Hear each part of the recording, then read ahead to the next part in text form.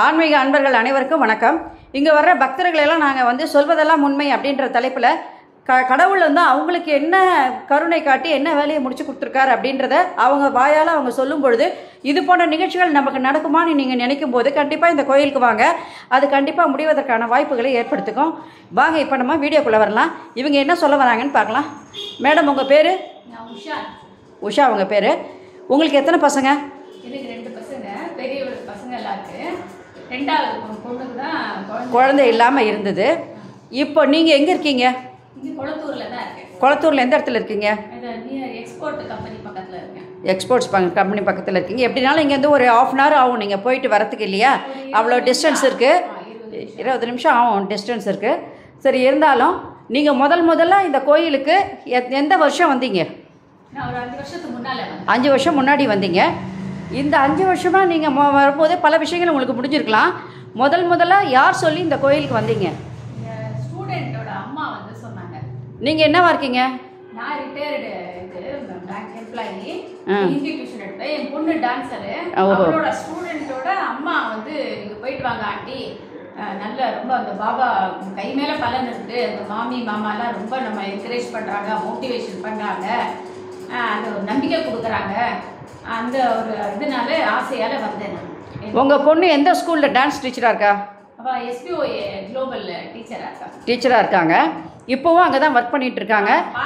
Part டைமாகவும் இப்போ நீங்கள் வந்து கிளாஸ் எடுக்கிறீங்க வீட்லேயும்? அண்ணா நகர்லேயும் குளத்தூரில் 2 இடத்துலையும் பிரான்ச்சஸ் இருக்குது அவளுக்கு. அவள் அங்கே கிளாஸ் எடுத்துருக்கா. டான்ஸ் எல்லாம் நல்லா இது பண்ணுறாங்க. இப்போ மலேசியா, சிங்கப்பூர், சிலோன்னு எல்லாம் போயிட்டே இருக்கா. ஓகே, ரொம்ப சந்தோஷமான விஷயம். அவங்களுக்கு தான் குழந்தை இல்லைன்னு நீங்கள் நினச்சிங்க வந்தீங்க இல்லையா? அப்போ வர்றதுக்கு நீங்கள் வந்து பார்த்துட்டு போனீங்க கோயிலை.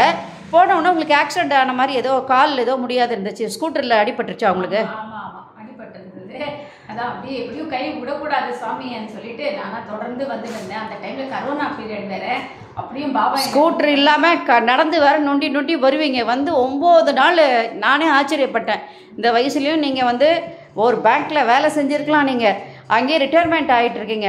அப்படி இருந்த கால் முடியாத நேரத்தில் நீங்கள் வந்து இந்த கோயிலை வந்து விடாமல் பிடிச்சி கண்டிப்பாக நம்ம பொண்ணுக்கு ஒரு குழந்தைய வந்து கடவுளுடைய அருளால் வரணும் அப்படின்னு நினச்சி 9 நாள் நொண்டி வந்தீங்க. 9 நாள் வந்து 9 சுற்றுனீங்க. அதுக்கப்புறம் அபிஷேகம் முடிச்சிங்களா? ஆமாம், அபிஷேகம் முடிச்சு அப்புறமா தான் நல்ல செய்தி கிடச்சிருந்தது. எத்தனை நாள் நல்ல செய்தி கிடச்சிது? அது 9 நாள் வந்து அபிஷேகம் ஒரு வாரத்துக்கு டைம் கொடுத்தாங்க. அதுக்கு டைம் அபிஷேகம் பண்ணிட்டு முடிச்ச உடனே டாக்டர் கிட்ட போனோம். அப்போ வந்து பார்த்தா அந்த மாதமே நின்றுடுச்சு. என்ன பாப்பா பிறந்தது? அது வந்து ஜிஜி ஹாஸ்பிட்டலில் பிறந்தது. பொண்ணா பையன்? பொன் குழந்தை. என்ன பேர் வச்சுருக்கீங்க? தேன் உஷான்னு. மாமியார் பேர் தேன்முடி, என் பேர் உஷா. அதனால தேன்முடி 2 ஃபேமிலியும் ஒன்று சேர்த்துட்டீங்க. ஆமாம், தேன் உஷான்னு. தேன் உஷான்னு பேர் வச்சுட்டீங்க.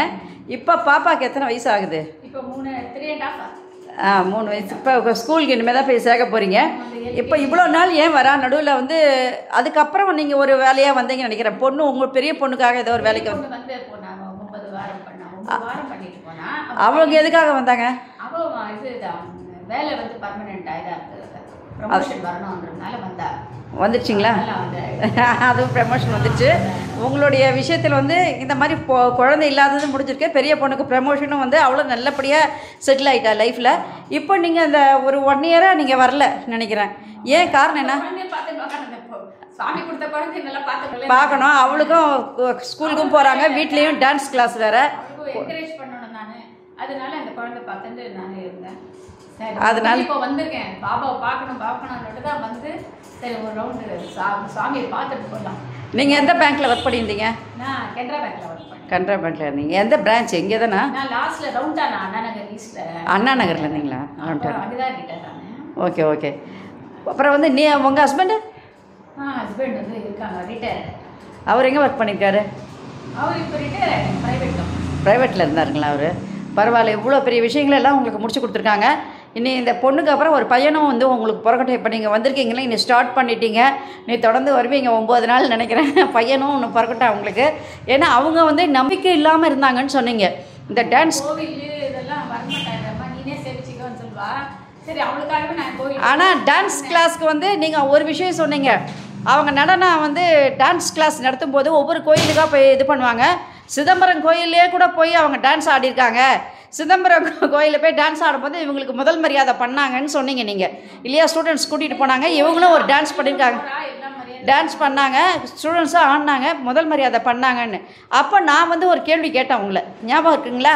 கோயில் மேலே நம்பிக்கை இல்லாதவங்க கோயிலில் போய் ஆடுறாங்க அப்படின்னு சொல்லும்போது எப்படிங்கன்னு கேட்டேன். அதுக்கு நீங்கள் சொன்னீங்க கோயில் வேறு நடனன்றது வந்து அவங்களுடைய கலை, அந்த கலை எங்கே இருக்குதோ அந்த கலையில் அங்கே போய் இது பண்ணுறாங்கன்னு. அப்படியே அவங்கள வந்து ஒவ்வொரு கோயிலாக கடவுள் வந்து கூட்டிகிட்டு போயிருக்காரு. ஆன்மீகத்தில் ஈடுபாடு இல்லைனாலும் ஈடுபட வைக்கிறாரு. அவங்க ஆடுறதே வந்து சிதம்பரம் ஆடுகின்ற ஆட்டத்தை தான் அவர் ஆடிட்டு இருக்கார். அவங்க ஆடுறாங்க, பசங்களை வச்சு கூட வச்சு டான்ஸ் கிளாஸ் கற்றுக் கொடுக்குறாங்க. அந்த சிதம்பரநாதரையே போய் அவங்க வந்து தரிசனம் பண்ணியிருக்காங்க, ஒவ்வொரு கோயிலுக்காக போயிட்டு வராங்கன்னு சொல்கிறீங்க. நீங்கள் போகிறீங்க, பெரிய பொண்ணு போகிறா, இருக்குன்னுட்டு அவ பண்றா. அந்த பாவங்கள் எல்லாம் பார்த்தா அவ்வளோ நல்லா இருக்கும். இவ்வளோ நல்லா சொல்லித்தராளே, அந்த பாவமே அவ்வளோ நல்லா இருக்கு, எக்ஸ்பிரசிவா இருக்கு. எங்க கத்துக்கிட்டாங்க அவங்க? கோவில்ல வீட்டிலே இருக்கிறது. அவங்க ஸ்டூடெண்டா இருக்கும்போது எங்க கத்துக்கிட்டாங்க? அவர் வந்து சித்ரா முரளிதரன், அப்புறமா முரளிதர், மதுரை ஆர் முரளிதரன், ரெண்டு பேரும் ரொம்ப ஃபேமஸ் டான்சர்ஸ். அவரோட டிசைபிள் ஆயிருக்கா. இப்போ எந்தெந்த ஊருக்கு போறாங்க? மிஸ்ஸோட பேர்ல தான் அகாடமியே வச்சிருக்கா, சித்ரமாயா ஸ்கூல் ஆஃப் ஆர்ட்ஸ். ஓ, அவங்க கத்துக்கிட்ட குருவோடைய பேர்ல இவ்வளோ மரியாதை இருக்கு அவங்களுக்கு. குழந்தைக்கு பேரும் அவங்க மாமியாரும் உங்கள் பேரையும் வச்சுருக்காங்க. டான்ஸ் கிளாஸ்க்கும் அவங்க பேர் வைக்காம ஒரு குருவோட பேரை வச்சுருக்காங்க. மிஸ் பேர் ஷியாமலான்ட்டு, ரெண்டு மிஸ் ஸ்கூலில் படித்தப்போ டீச்சர், ரொம்ப பெட்டு டீச்சர், அதனால ஷியாமலான்ட்டு, அவர்னால ஷியாமலான்ட்டு சித்ரமாயான்னு பேர் வச்சு இப்போ 10 வருஷம் ஆகும். ஓகே ஓகே, ரொம்ப சந்தோஷமான விஷயம். அவளை வந்து எதுவும் இது பண்ண முடியாது.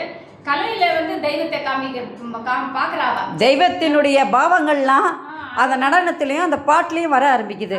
ஏதோ ஒரு மூலியமா அவங்க ஆன்மீகத்தில் ஈடுபாடு கொண்டவங்கள தான் இருக்கிறாங்க. கோயிலுக்கு வந்து தான் ஈடுபாடு, அதான் கோயிலுக்கு வந்து தான் பக்தின்னு இல்லை, அது உள்ளே இருந்து அந்த ஒவ்வொரு பாவங்களும் இறைவனுடைய பாவங்களில் தான் நம்ம வந்து வெளியில் கொண்டு வரோம். அந்த நாட்டியத்தில் அவங்க அந்த மாதிரி ஒரு கலையில் இருக்கிறது ரொம்ப வந்து போற்றுவதற்குரியது, அதே நேரத்தில் வந்து பாராட்டுதலுக்கும் உரியது. அவங்க இந்த சேவை செய்கிறாங்க, அந்த சேவை செய்கிறாங்கன்றது ரொம்ப பெரிய விஷயம் உண்மையாகவே. எந்தெந்த ஊருக்கு போகிறாங்க இப்போ? இப்போ வந்து மலேசியா, இப்போதான் ரீசெண்டாக சிங்கப்பூர் போயிட்டு வந்தா.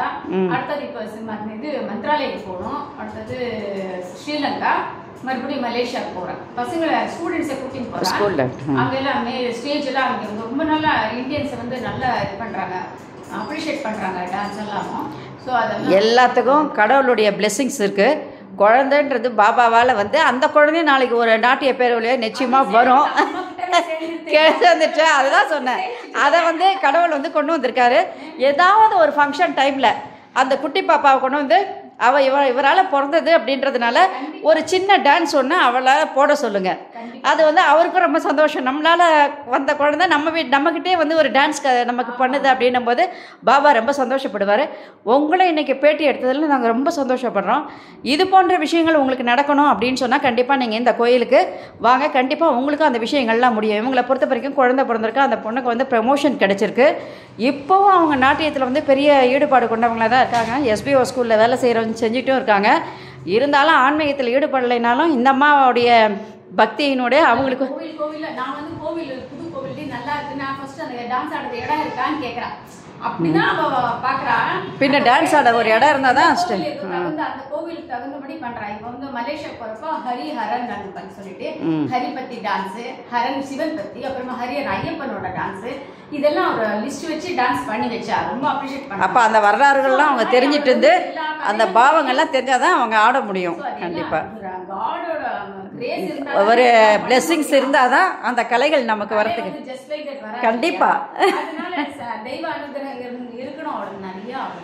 கண்டிப்பாக பாபாவோட பிளெஸிங்ஸ் கண்டிப்பாக இருக்குது. நீங்கள் வந்து இவ்வளோ வேலையிலையும் இன்றைக்கி குழந்தைய வீட்டில் விட்டுட்டு ஓடி வந்திருக்கீங்க, சாமியை இன்றைக்கி பார்த்தே ஆகணும்னு வந்திருக்கீங்கன்னு சொன்னீங்க.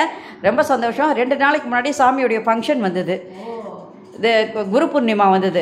நீங்கள் அன்றைக்கி வந்திருந்தீங்க, குழந்தைங்க கூட்டிகிட்டு வந்து ரொம்ப சந்தோஷப்பட்டிருப்பேன். ஆனால் நீங்கள் குழந்தைய கூட்டிகிட்டு வந்து அவங்களையும் கூட்டிகிட்டு வந்து நீங்கள் இங்கே பிளெஸிங்ஸ் வாங்க, நீங்கள் குழந்தை பிறந்த உடனே அதெல்லாம் அவங்க வந்தாங்க. சும்மா சொல்லக்கூடாது, அவங்களுக்கு அந்த பக்தி இருக்கோ இல்லையோ. குழந்தைய எடுத்துகிட்டு வந்து இவரால் குழந்தை பிறந்தது அப்படின்றதுனால இவர் மடியில் போட்டு அந்த குழந்தைய எடுத்தீங்க. ரொம்ப சந்தோஷம். அடுத்தது ஒரு பையனும் கிருஷ்ணரும் வந்து பிறக்கட்டும். அப்போவும் வந்து நன்றின்னு ஒரு வார்த்தை சொல்லுங்கள். தொடர்ந்து வாங்க, 9 நாள் கண்டிப்பாக அந்த குழந்தையும் நிற்கும் அவங்களுக்கு. அதையும் நீங்கள் வந்து பேட்டி எடுக்க போகிறீங்க. இந்த வீடியோ உங்களுக்கு பிடிச்சிருந்தா நீங்கள் லைக் பண்ணுங்கள், ஷேர் பண்ணுங்கள், கொளத்தூர் பாபா டெம்பிள் சேனலுக்கு நீங்கள் சப்ஸ்கிரைப் பண்ணுங்கள். இது எல்லாமே இந்த யூடியூப் மூலிமா தான் ஒவ்வொருத்தருக்கும் பல விஷயங்கள் போகுது. அந்த விஷயங்களை தெரிஞ்சுட்டு நிறைய பேர் இங்கே வராங்க. அவங்களுக்கு அந்த விஷயங்கள் முடிஞ்சதுக்கப்புறம் அவங்களும் இதில் ஒரு பேட்டி கொடுக்குறாங்கன்னு சொல்லும்போது நாங்கள் ரொம்ப சந்தோஷப்படுறோம். இந்த யூடியூப் சேனல் எல்லாருக்கும் ஒரு பயனுடையதாக தான் அமையுது. நன்றி மேடம், தேங்க்யூ ஸோ மச்.